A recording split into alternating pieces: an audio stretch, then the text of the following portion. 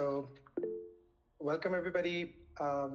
It's great to see a lot of familiar faces. Actually, I'm very happy to get some of the ZenML community together and some of the newly forming Kitaru um, um, like a community. Maybe I should start for those of you who don't know me or the company or us. So my name is Hamza. I'm the CTO and co-founder of ZenML. ZenML, for those of you who don't know, has been around for 5 years now. It's an open source MLOps framework that helps you productionalize AI workflows. And we've been developing the software for really, yeah, I mean, like personally, I've been working in the space for 10 years and we started developing it 5 years ago because we faced a lot of problems developing and getting training pipelines, especially out from your local laptops and notebooks into production really scheduled in a way that it's fitting, especially when you have a disparate compute substrate and a data substrate. Um, and and that, of course, is very relevant in enterprise. And in a lot of ways, the ZenML team, I think, is well equipped to see the same transformation happening in the AI workflows or the AI agent space. Because again, right now, and we will talk about this, agents are in their infancy and they're a very relatively nascent field where we can't even agree on the terms. So that's why we have held out, not talking too much about them. But this year we decided as a team, as a group, to launch a new product because we feel like now the field is sufficiently developed. And as we can see here today, there's lots of these things in production now, and the stack is settling. And that's why we launched a new product called Kitaru, which is open runtime for deploying agents in production in the enterprise, which uses a lot of the ideas we had from ZenML. Actually, it uses ZenML core under the hood to do a lot of the stuff that we'll show today. So that was just a little introduction for those of you who don't know me or the company. I'm joined today by my very able colleague. Some of you might know of him as well, Alex Trick. Alex, maybe you want to introduce yourself. Yeah, I'm Alex. I've been working at ZenML for almost 5 years now. I've been kind of quite heavily involved in the development of Kitaru, and certainly our discussions about within ZenML and the company and so on LLMs, agents, harnesses, all of this. And I'm also kind of the maintainer of the LLM ops database, which some of you may have come across, which we use and rely on quite a bit to just like understand the space and see what other people are doing out in the world in production. Amazing. Yes, that database is really gold. I mean, for those of you who don't know it, I mean, maybe we can drop a link in the chat. It also has an MCP server, so if you want to play with real world production deployments of agents, I think it's one of the golden resources, underappreciated. So why are we gathered today?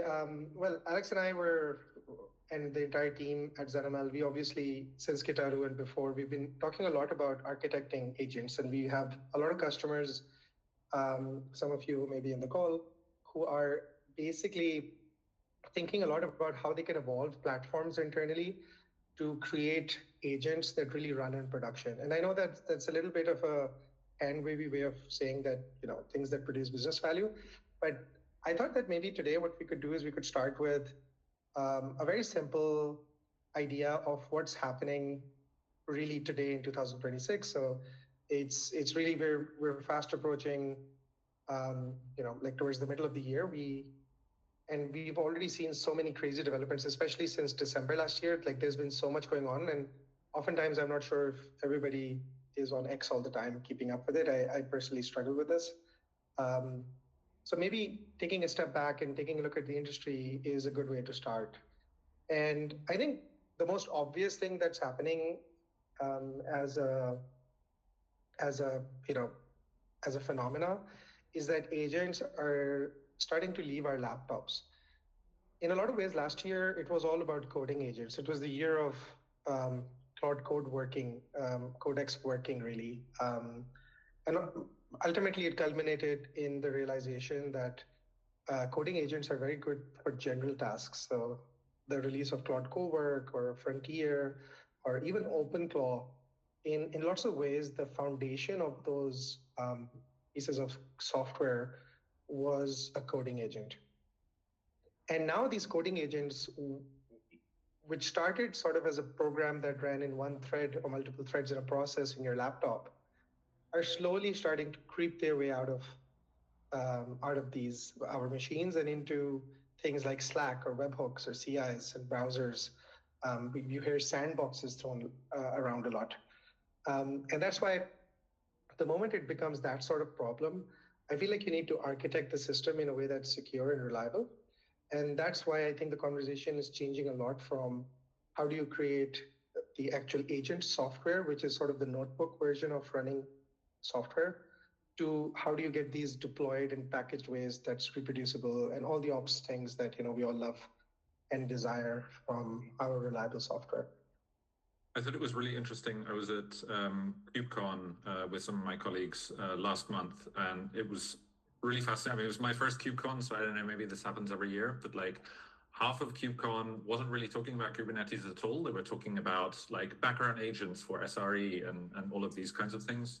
And yeah, I think that's just like a reflection of how interested even platform teams are in this idea of like things moving into the background ambient kind of side of things.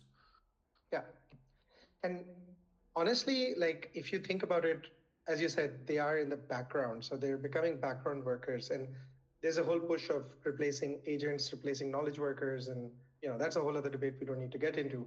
But I think that it's inevitable that ambient agents, I mean, again, this industry keeps coming up with new words, but anyway, like things that actually run asynchronously, like asynchronous agents, where the human is not actively involved in a synchronous way, but rather just pulled in when required, or maybe not even a human at all, maybe it's another agent, is really where the industry is going. And if there's one takeaway from this webinar, I think it's really to internalize that and accept that in your individual enterprises and start to architect around it rather than fighting against it. So the question is why, right? Why exactly is this happening today? I think every presentation I've done for the last 2 years, I've somehow had this meter slide. So it's maybe a bit overused, but I still think it's quite astonishing how true it is.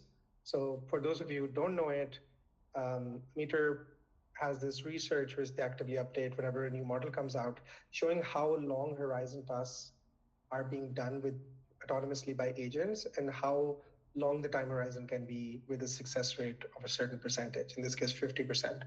And you can see that we are sort of growing on the exponential, even though GPT-5 4xi was not delivering as expected, but you can see that until 4.6 Opus, we've reached the 12 hours mark, right? And this is increasing rapidly.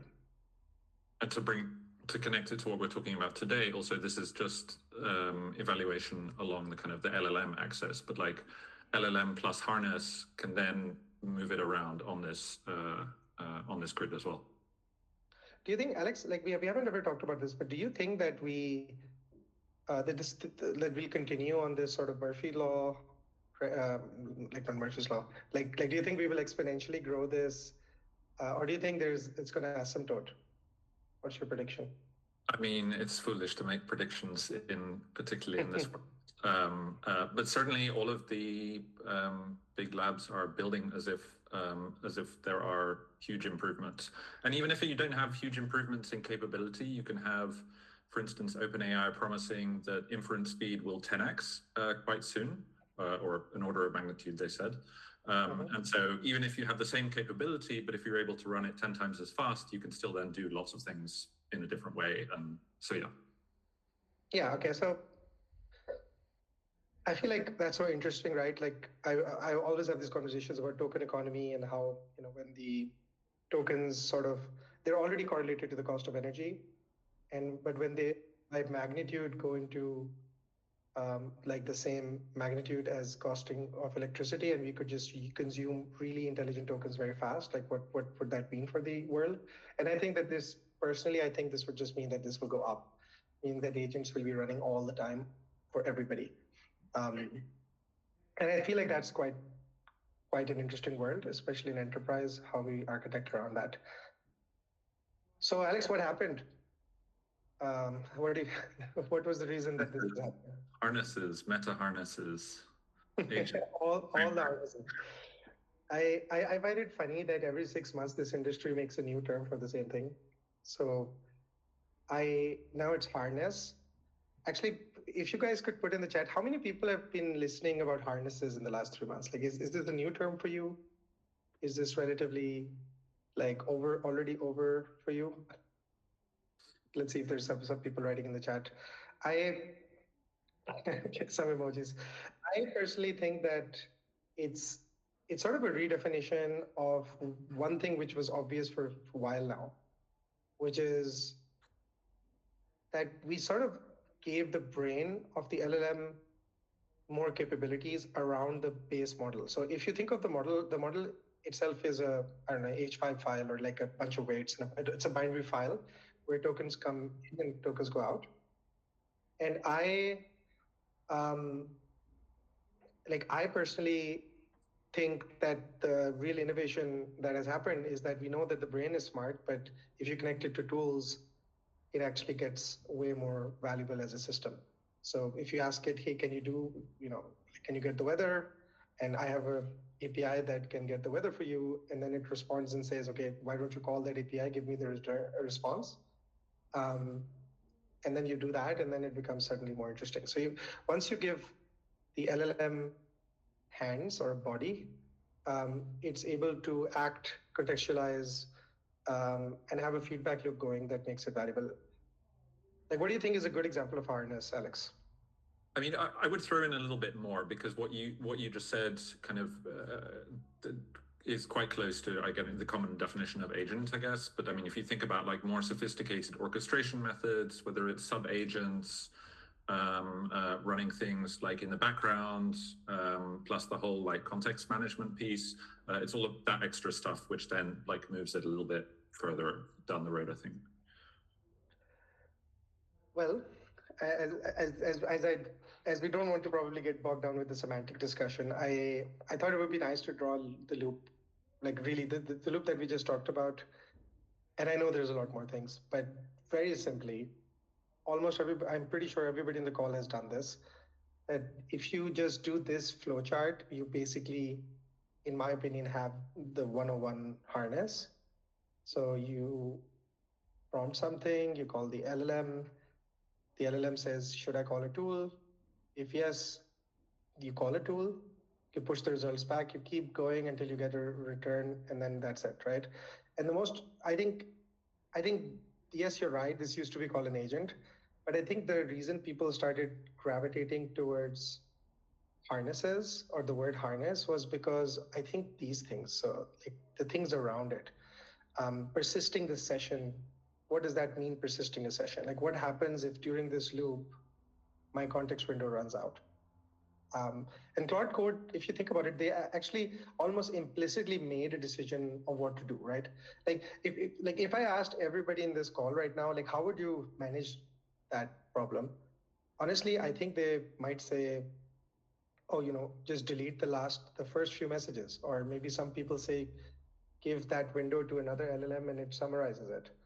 And like sort of summarizing things and managing the context window, I guess is a one big part of the system outside of the while loop that makes it like harnessy.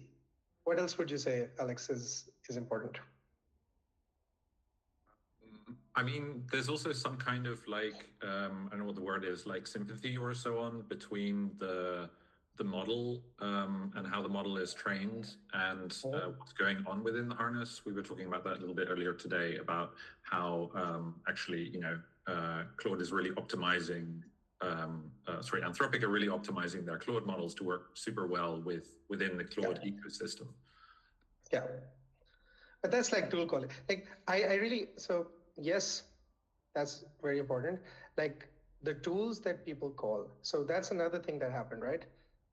The number of tools that actually you need got significantly less. Like I remember like 6 months ago, everybody was like, how do I put like my 100 tools into my context window so that I can do this loop properly? How can I have my random function which computes some weird CRM query? How can I give that to the LLM? And now it's starting to forget my functions. And I guess Claude Code showed you don't really need that. You just need the bash command, right? Because bash. A great example of that is today in the latest Claude Code update, they removed grep and glob as tools. Really? You just need bash. Yeah. Oh, that's huge. That's going from 5 to 4 tools. I need to check that out. But I find it very fascinating, like how the whittling down of the tools is so important, because the LLMs, as you rightly said, they are being RL'd. They're being like reinforcement learning is being used to make the harness and the actual model, the loop, very tight. So a good example, I saw Dex Horthy talking about this, how like editing a file for Claude Code is very different. So when you call the edit file tool, the input parameters are actually sort of like a diff in the Git.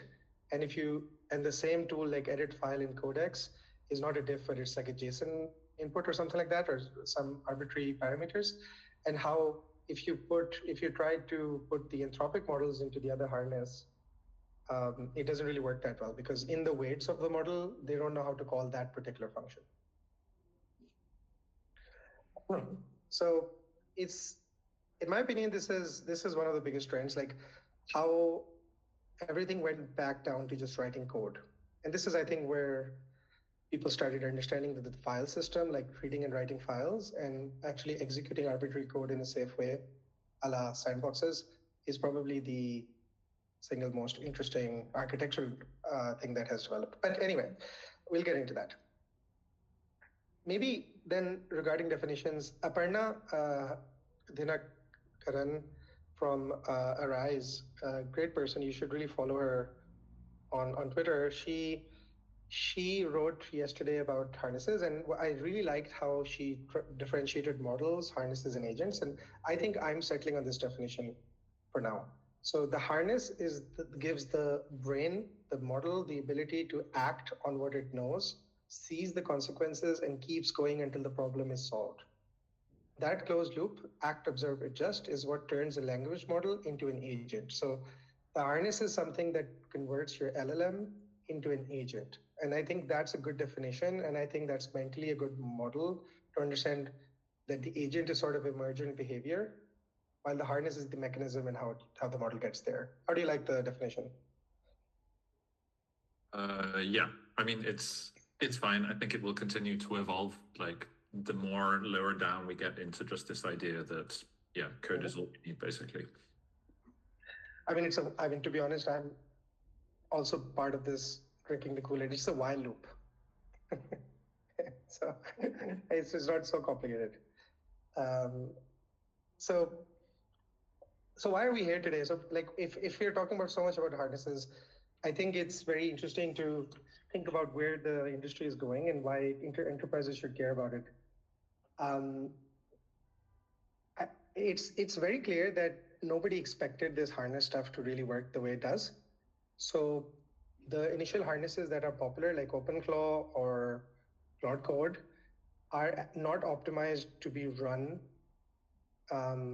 outside of your machines. That's the problem. Or they didn't used to be. So the architecture that currently is very popular for all popular harnesses that really work well is sort of like this. Like you have one process or one container where the harness loop, where the actual while loop, the session, the tools, even the credentials and the code execution is all happening inside your machine. So how many Mac Minis? Did anybody buy a Mac Mini here in this call?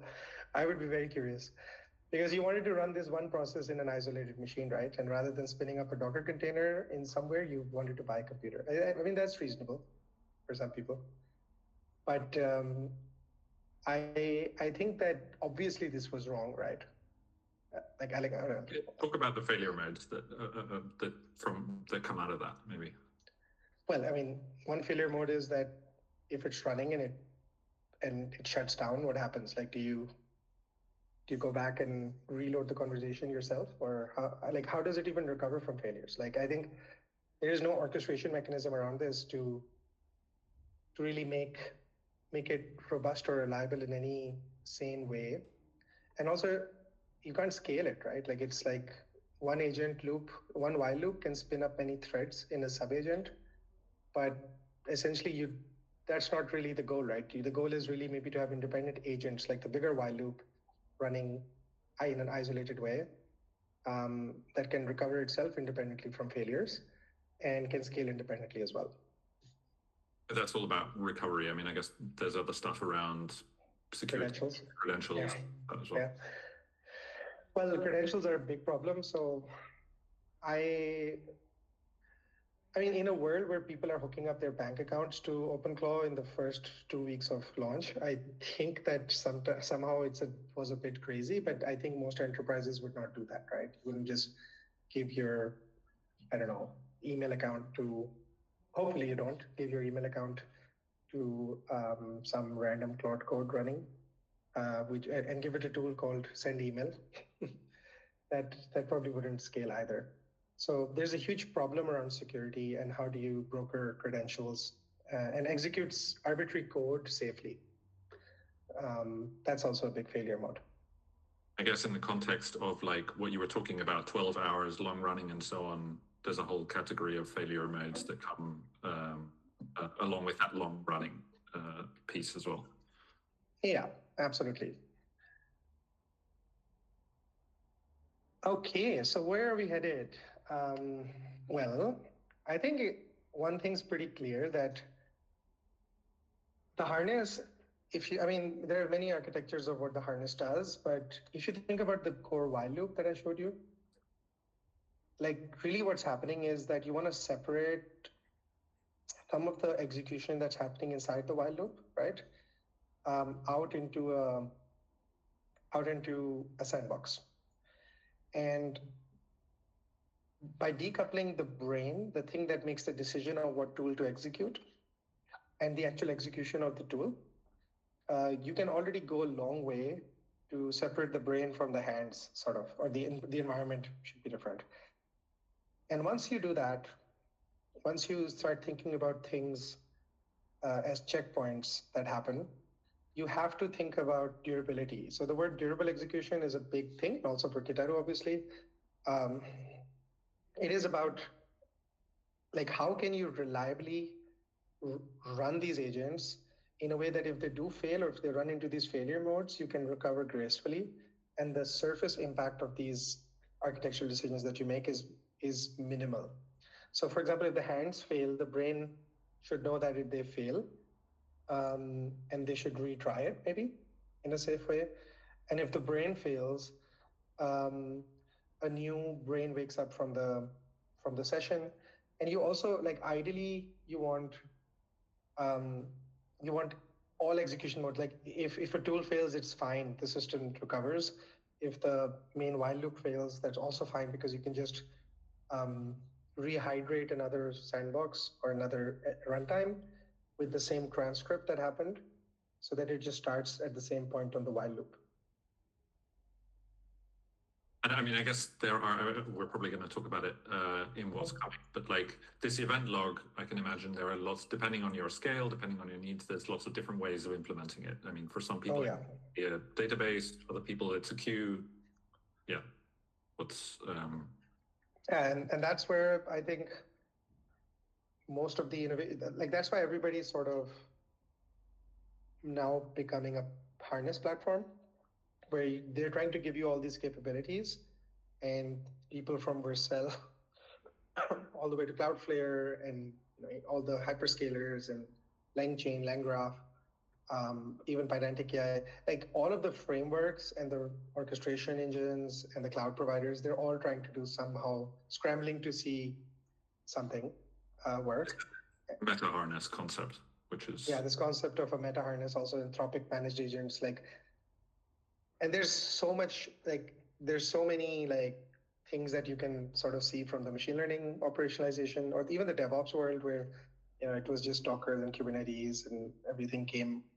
at once, and then you had the machine learning operationalization where there was SageMaker or Databricks, and then there was all this plethora of tools doing different things. And I think there will always be a world where, like, just to be clear, even though we're developing a tool that helps you create a durable runtime for agents, there will always be a world where for some of you, even in this call, buying an end-to-end managed platform like Anthropic managed agents would be fine because maybe you've bought into that ecosystem. Maybe you're happy with the harness, you're happy with the security, you're happy with the data governance, and you broker a deal, and that's fine, and all your agents run there. But obviously, there will be lots of companies. I guess this would be the equivalent of buying SageMaker or something in the old world, except that it's not AWS, it's Anthropic, which is a way younger company. But in SageMaker, you can use whatever model or whatever you want. Like, are these managed platforms, you're locked into a model, an LLM provider, which you don't want to be. I think even today, most enterprises realize they don't want to be locked into one model, which is getting trickier when the harnesses are being RL'd on the models. Anyway, I think we made the point. Okay, so we talk about runtimes. So where does the loop run? What are the states and the events that happen? Where do the tools execute, and how do you get like authorization policy, like SSO or RBAC, all those things into your runtime is probably something that is the most under-discussed part of the stack. So I think most people right now know what Kubernetes is or ECS is, and most people know what Pydantic AI is or LangGraph is, but not enough people know that there's a place where you run those things. I mean, a lot of the times people are slapping on fast API and executing it, or maybe building a bespoke queue setup, which again is a good way to home grow this thing. But as the complexity goes into that part of the stack, of course, there's going to be specialized tools. And that happens to be what we're building. So Alex, you have any thoughts on that? Yeah, I mean, it's also the part as a consumer, you probably won't be aware that like Claude and OpenAI are using like Daytona and Temporal and all of these like sandbox providers around this like runtime middle layer. It's kind of invisible for the most part. So yeah. Yeah, I mean, obviously, I want to talk about Kitaru and the decisions we made because this is the community and this is NML. But like just as a general, I think you can abstract Kitaru away and just think about it maybe in layers. Like you obviously probably want to be agnostic on your, like most of you probably want to be not locked into the infrastructure of another company. And most of you probably right now don't want to be locked into the harness of some company. So you don't want to just use Claude Code, or you don't just want to use Codex or OpenClaw, right? So I think if you reason that through, then you want to have a layer in the middle of the infrastructure and the harness. And I think it's, even if you don't end up using Kitaru, I think you can sort of reason about it yourself, even if you're building a bespoke setup, like queuing setup or a replayability setup, or like maybe just, again, as simple as deploying a container somewhere and you somehow manage maybe crashes are not a big deal for you, who knows? So I think you can do this yourself, but I think it's smart at least to disconnect the layers of the stack. Can you distinguish a little bit between like the top two layers, like which bits are platform, which bits are the runtime? Because that's maybe a bit blurry for some people. It is blurry by definition, because I think it's very blurry also for me. But I think as of today, what I would say is that there is a big part of the runtime that manages things like, I don't know, checkpoints or durable execution, waiting, human in the loop, managing artifacts, spinning up sandboxes. I think that the runtime can handle. But the platform layer, I think, should have all of your bespoke policies for security and governance. So that's why I wanted to separate those things, because like generally speaking, that's anyway abstracted from the runtime in other systems as well. So the enterprises have figured out entitlements and auth and policy in a lot of ways, um, like service accounts and all that in Kubernetes, approvals, um, integrating into your SSO. So I think if you already have a platform layer that does governance and auditability of software, that's why I sort of try to separate that from the runtime layer, although in a lot of ways it can be one thing that does everything. But on an enterprise scale, probably it's going to be a different set of people working on the platform versus the people who are working on harness and runtime, basically. Oh, absolutely. Just like data scientists were working on data science stuff and MLOps guys were working on deploying pipelines, and there were these DevOps people who were deploying the platform. These are all different disciplines. And I think the platform people are mostly going to be DevOps, while the runtime people can be more owned by the AI engineering function inside a company. Let's see more about Kitaru. Yes, let's just do it. I'm going to switch to a demo now, so we have like not so much time left. So for those of you who just wanted the architectural stuff, you can drop now, but I mean, we are going to be showing the product now. So just to see some of this stuff in action. And let me just share my screen. You want to set this up while I do that, Alex? Yeah, so we're going to be going through, I think, three different,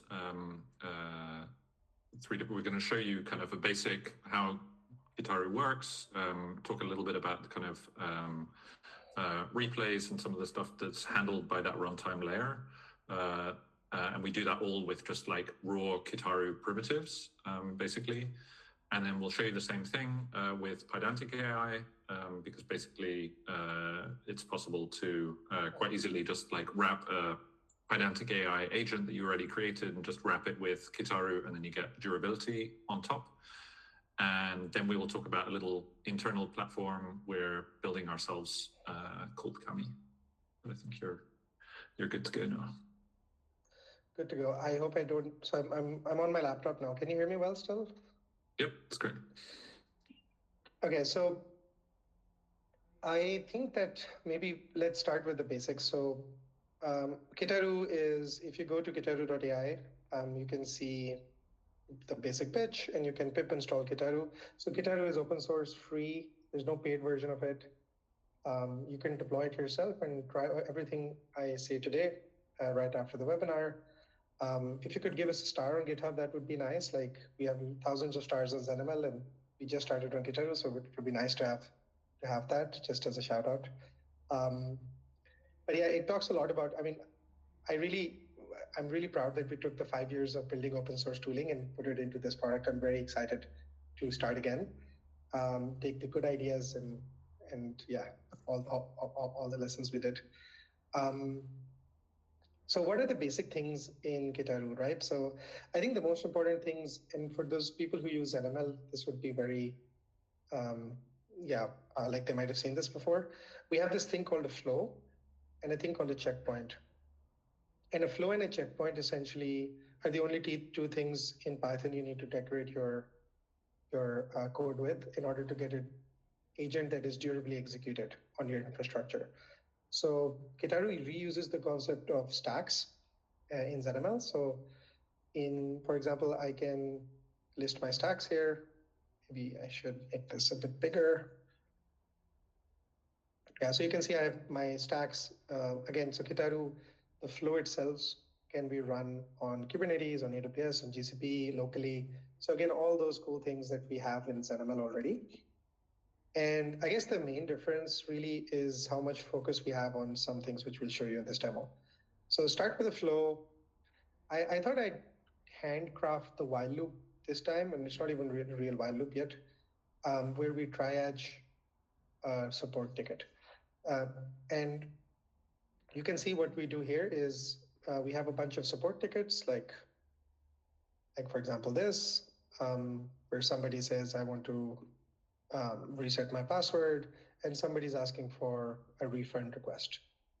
And obviously, in this sort of ticket, if that gets created in your company, you want a human to review it, or well, not review it, and maybe you want to let it through. And then on the other side, you want a human to review it. So very simple example of triaging support ticket flow agent thing. So what happens? So we classify it. Then if it requires review, we wait. And this is a very important thing in Kitaru that is going to define a lot about durability. And if you approve it, then it drafts a response, sends a response, and logs into CRM. Right now, I've again, because the world of agents is also a bit workflowy, so this is a true workflow, but we'll see how we can develop this into an agent of all the things we were talking about. So let's start. How does that look like? So all I have to do is call that, where do I call it? Here. I just need to call .run on it, and it starts executing. And here in my flows, you can see that this already, you have to go to the local version. Yeah, you can see that this is running.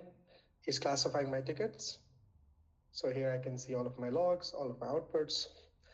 It said it's a medium, drafted a response, and here you can see, so some of your trace. You can see that it sort of figured out that somebody wanted a password reset, and then it sent out an email to add@example.com, and it logged it to your CRM. So very simple. Question is, where is durability in all this, right? So imagine this is an agent which is calling these. What happens if it fails at logging to CRM? And I think this is the real question, where first you have to imagine that every checkpoint inside this program, you need to store the inputs and outputs in a way that if something fails, you can restart again. So a lot like a ZML pipeline, but there's a bit more nuances. So let's try this again. And rather than going through cleanly, I've simulated failure. So what I've done is I've just done the same flow. And at the end of the flow, after it sends a response, it fails logging into the CRM. So let's see what happens. Obviously, this is a bit, contrived for a quick demo or whatever. If you had long-running agents, you would care much more about failure, I guess, because the cost to rerun everything will be so much higher. Awesome. So we're talking to LLMs, and now it sent a response. And I believe the next step, it will fail. There you go, it failed. What did it fail on? Let's see the logs. Yeah, there was some demo failure because I'm doing a live demo, obviously it's gonna fail. So now, imagine this to happen in real life, and it's thousands of invocations of this agent. Well, you wanna start again, and you wanna skip all the LLM calls, because this might be hundreds of dollars of LLM calls before. So in order to do that, and we will have this in the UI soon, but I'm gonna do this in the CLI, all you have to do is do Kitaru executions replay. Then you give it the ID or the name of the execution. And I'm just gonna copy the ID from here, put this here. I'm gonna say which step to start from. And I'm gonna toggle optionally my failure at log to false. So this was set to true, that's what caused the failure. I'm just gonna change that configuration and run it again. And I think the cool part about this is that you don't just need to change the config, you can also change the code at this moment. So this could happen theoretically, and this is the dream, that the agent itself recovers from it, right? So the agent understands that the main while loop failed, and this is what I mean, that the hand can fail, but then it just recognizes that it failed and it just replays because it knows the CLI of Kitaru and it has the bash command, so it can just execute it. So let's see.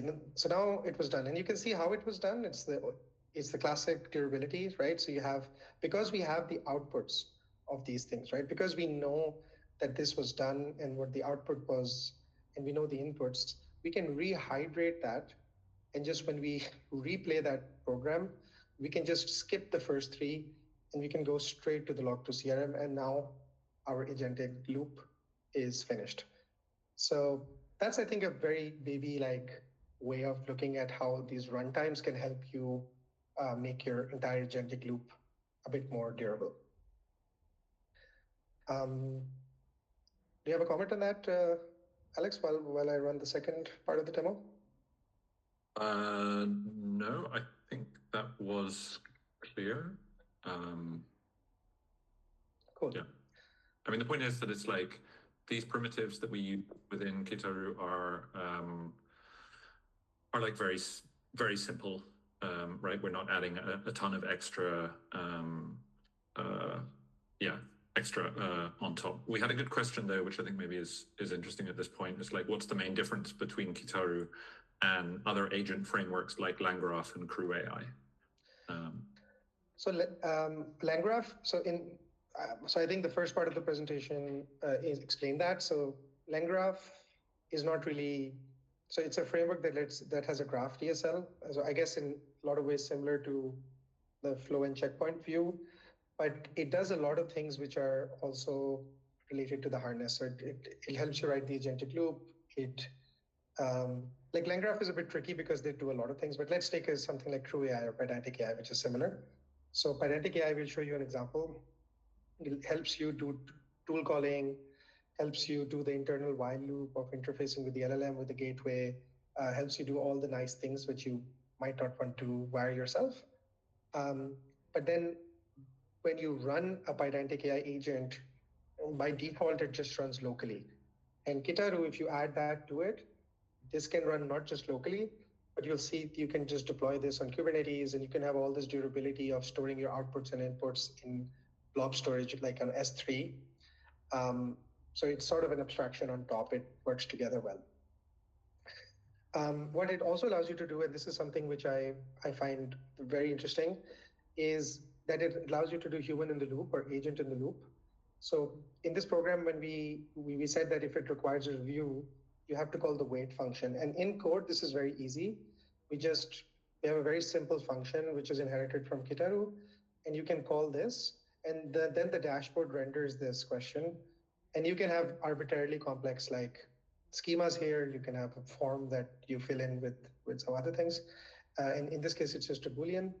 And when I submit this, then it keeps on continuing with the flow. Now, this might not seem so cool because you probably have seen something like this before, but what makes it very cool is that I could have answered that question like about 2 years later, but it would not have taken resources on my machine, right? So basically what happens is that when we call the wait function, Kitaru, because it has all the durability, all the flow durability, then it just basically kills the thread. So the agentic loop ends, and then it just waits on the server level, on the control plane level, for an event to happen that somebody answers this question, which I just did. And then once you answer the question, it just resumes and rehydrates the same response from there. So I think these sorts of things you only have, again, not in Pydantic AI by default, but by integrating some orchestration with it. Okay, I talked a lot about Pydantic AI, so I might as well show you the Pydantic AI version of this. So again, I think we encourage you to use something like Pydantic AI. We're very well integrated into them. The way that would work is that a lot of the code that I was writing was a workflow. And now I can essentially rewrite my code. And rather than writing like, do this, do that, do this, I can just give it tools. So I can give it 3 tools, like fetching a ticket, sending a reply, logging to CRM, and don't predefine the order, but just give it to the Pydantic AI agent class, and then wrap it in the Kitaru agent class, which is this our integration. And this converts your Pydantic AI agent magically to a durably executed thing, where if you call the runsync function, maybe I can do that, and you try to classify it, it actually has the same properties as what I just showed you handwritten. So you can, if you're using Pydantic AI today, or if you're using Claude Code, Agent SDK, Anthropic Agent SDK, you can just drop in Kitaru in your code, and it would work, and then it would suddenly be durable, like without you having to do a lot of work. And obviously that's available because Pydantic AI allow you to hook in kind of into the insides of how it works. Not every agent framework allows this, but some do. Yeah, absolutely. So you can see this is the Pydantic version of it. And this version is way less controlled, right? So it's is the internal harness loop. So I don't know how long it's going to take. It might even ask me in the middle. But again, it's sort of, I think, ended up doing the same thing, logging to the CRM and ending. Okay, cool. Are there any questions right now in the chat? Nothing right now. Okay, perfect. Then let's go into maybe linking it back to the architecture. So I think by now you've seen sort of the while loop and how you surround the while loop with infrastructure, but I haven't really showed you any infrastructure. I've just hidden that away from you. So obviously you want to get this out of your laptop, right? So the way to do that with Kitaru is now that you have this, let's say this flow written down, you can use the fantastic deploy function, deploy, and then you just do support triage.py, which is the file name. You give it the name of the flow, and you give it the stack you want to deploy on. And this is really cool because what it does is it wraps your agent script, packages it into a Docker container, installs all the dependencies. It does everything that ZenML also does, and then just deploys it as an executable API onto your AWS or onto your Kubernetes or onto whatever. And you can see that this is surfaced here with a concept which is called deployments. So like you can see, I just made a deployment. Wait, which one was it? Support triage flow. Yes, I just made a deployment. It got automatically versioned. I can go back in versions. And I can invoke them, of course. So I can say T002 invoke, and then I can run it straight from the dashboard. Again, this is something you get for free, and this is one of the cool things about having the runtime sort of be part of your flow, that you can switch from local to cloud so easily. You can deploy hundreds of these. You can deploy sub-agents like flow and flow. Those things are obviously very interesting. And you get all this observability around around your agents and what they do. And because we've built this on 5 years of orchestration experience in the wild, we really believe in the underlying orchestration engine and the fact that it can scale to thousands or hundreds of thousands of agent executions. Hamza, we had one question about, well, two questions. One around like what stacks Kitaru supports, which I guess I can answer. At the moment, we're supporting Kubernetes and AWS, GCP, Azure, but yeah, more stacks coming, and of course, as usual, it's extensible to some extent. So yeah, we'll be adding in more. The more interesting one though is like from Javier asking about like, well, I'll just read it out. So stack is runtime configurable now, and he's just noting that it's a bit different from ZenML's traditional model. So he's asking whether we could even potentially change out the stack in the middle of the flow. So stack is set when you do the deployment, but it's right that we don't make it like you don't have to register it before. So you can okay, you do need to register it before, but you do it at compile time. So when you deploy your flow, you have to set your stack. So you can't change it in the middle of the execution. So we have made slightly different decisions in Kitaru because we think that deployments, like in machine learning, it was more like you're running locally, then you make a run on Kubernetes with GPUs, then you come back. With agents, you're just running locally, and at some point you're good, and you just want to deploy it. And then you just almost want to version that. You're not coming back really until you get production traces, and then there's a whole other loop. So that's why we made slightly different choices there. And of course, unlike ZenML, this is like ZenML has dynamic pipelines, but it's not the default. So here you can see that the flows are all by default dynamic. So there's many differences, but again, we're building on the same primitives. Okay. I think we're going to close out with Kami. So we were talking a lot about like there's a layer above even Kitaru. So I think what we're doing internally, which I'm very excited about, I can't get into it so much, is we're building something which is called Kami, and Kami is completely internal. It's not a product that we're going to sell. It's something we're doing internally because what's happening with this sort of architecture that I was talking about here with the harness, which is repeatable, is that we're starting to realize that coding agents are generalizable. So meaning the same agent that does code reviews can also do sales analysis, can also do marketing, can also do a whole bunch of other things. So one thing we're doing is we're separating the core capabilities of this while loop from the skills that it needs to do bespoke tasks. And that's a whole other topic in itself. But because we have Kitaru, it makes it so much easier for us to build something like this. So imagine that you have a code reviewer and it wants to, I don't know, it wants to review, like I want my developers to be able to kick off a review for my very bespoke setup for, I don't know, something wrong with the pydantic materializer. So you can actually dispatch it from Kami. And then in Kitaru, you will see that it triggers a flow. And this flow is the same for everything in our company.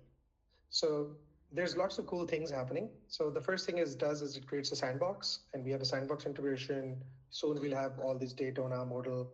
I think this one runs in model. It closed the repo.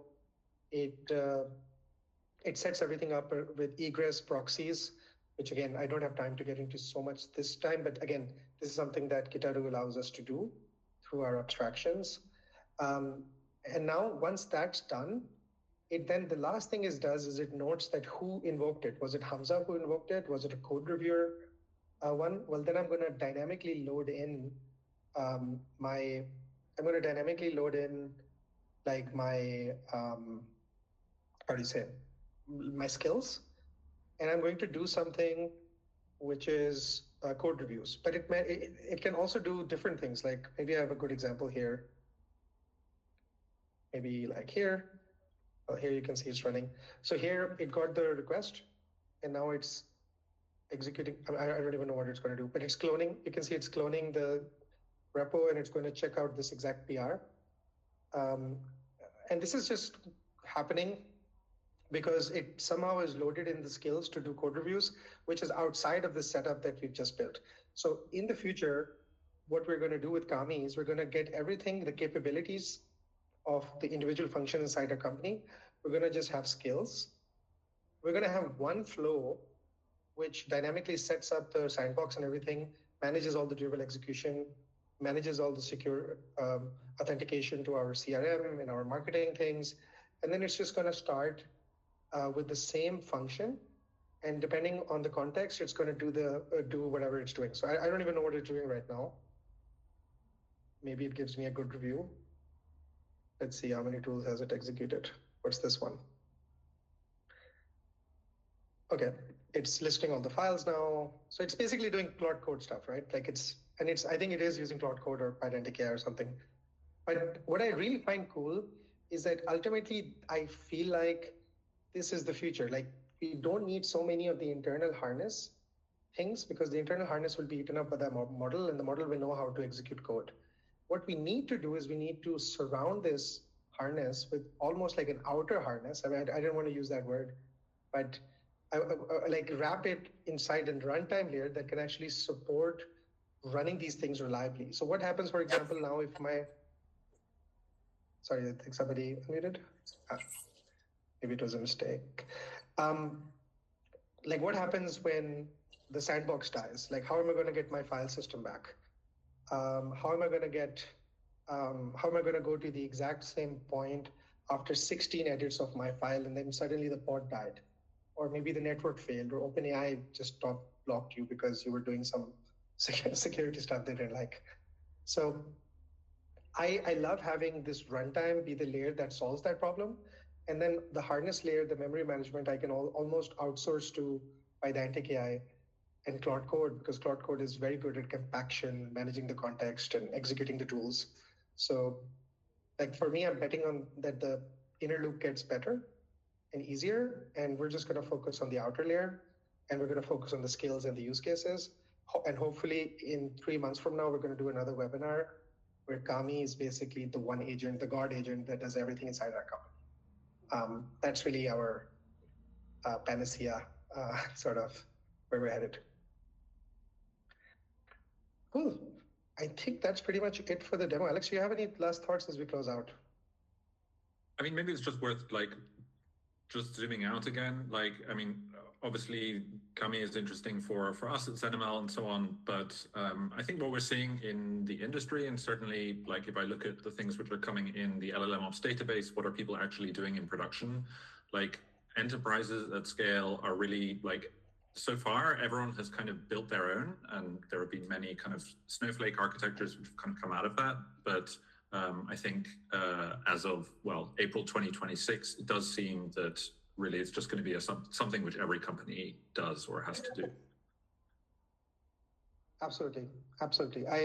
And just this generalizable agent, which is just one loop, and having the infrastructure to run that in a reliable way, if we can just invest in that, I don't think that goes away, right? Unless you're just going to buy the managed Anthropic agents runtime, you're going to have to build this yourself. And this is why we started Kitaru, and hopefully it's an open source tool that helps everybody.